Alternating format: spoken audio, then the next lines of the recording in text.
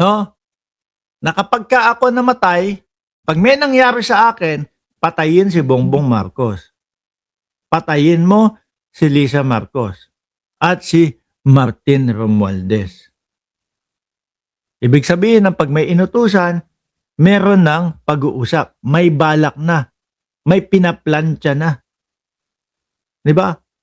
May ano na, kumbaga, may plano na.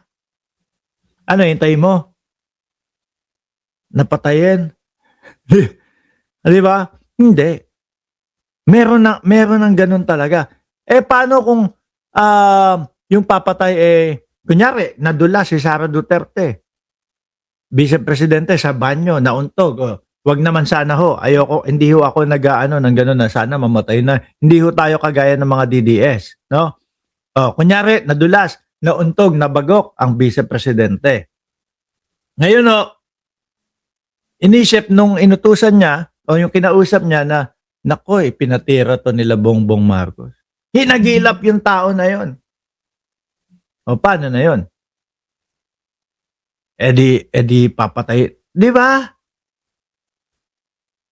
Kaya ho mga kababayan, ang nakikita ko na lagi nilang ginagawa ay humahanap sila ng ibang butas upang sa ganon upang sa ganon ho mga kababayan makaligtas sa impeachment ang Vice Presidente. Same lang din ho yan ng mga nakapaligid ho, mga boss chief amo sir, no?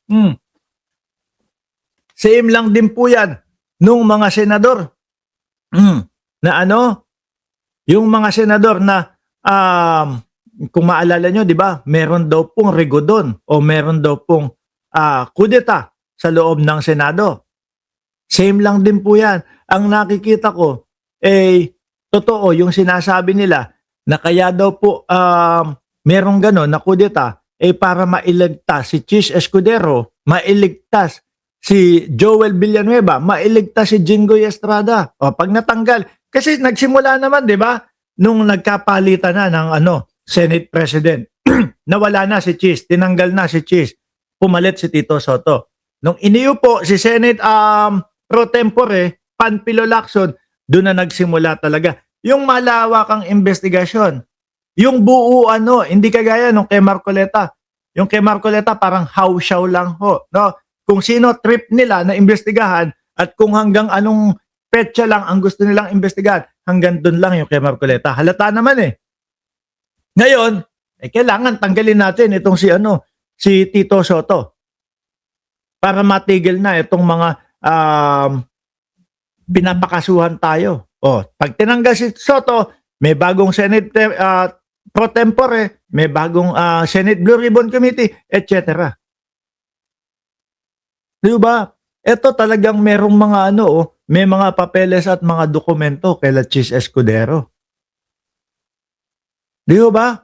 Escudero, Sorsogon, executive hits with raps over 352 million anomalies. Julian, shout out from KSA's Kingdom of Saudi Arabia.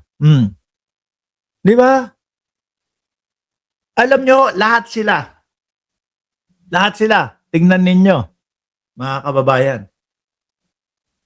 Ano gusto? Matanggal si Pangulong Bongbong Marcos. Simula kila Chavit Singson, kila Chavit Singson, kila Tebes. Sino pa ba? Chavit Singson, Tebes, yung si Lebiste. Naku, kawawa naman si Lebiste. Hindi na natin naririnig ngayon, Medyo tahimik na si Lebiste,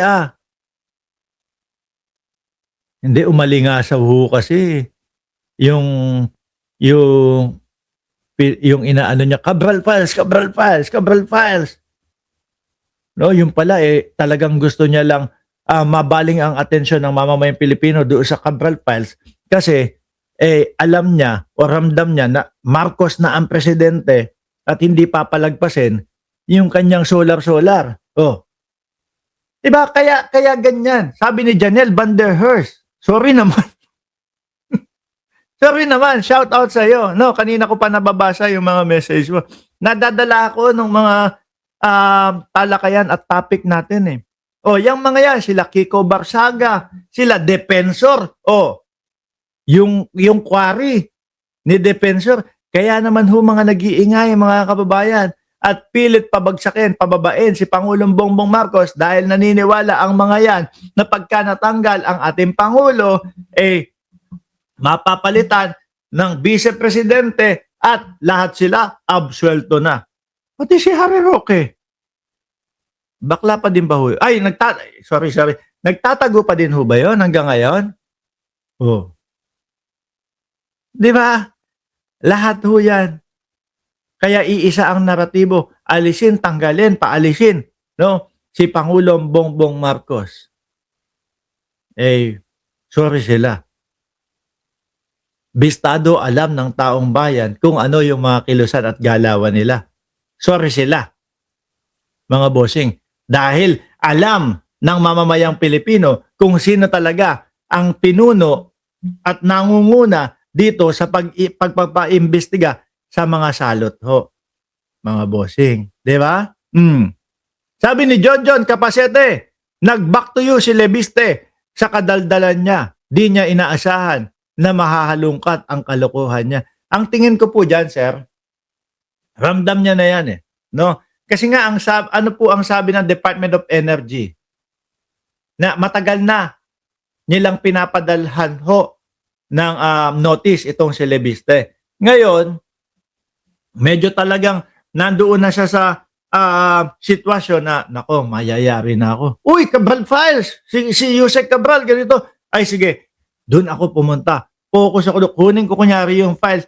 Alam nyo, mga kababayan, tama yung sinasabi ni Tito Soto. Ano naman yung files na yon? Hindi naman ibig sabihin lahat ng nandoon sa Cabral Files gumawa ng kalokohan. Di ba?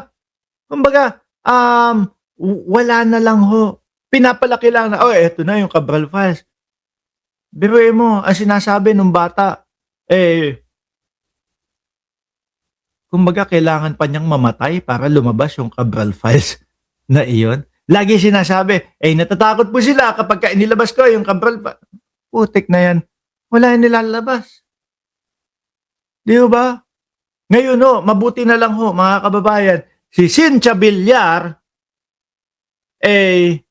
lumabas ho, mga bossing. Bakit? Nako, viral si Cynthia Villar ngayon, mga kababayan. Eto. Sa video, ang traffic tantrum ni dating Lagi si Cynthia Villar laging nabibidyohan ng mga ganito, no? Yung pagwawala sa kalsada.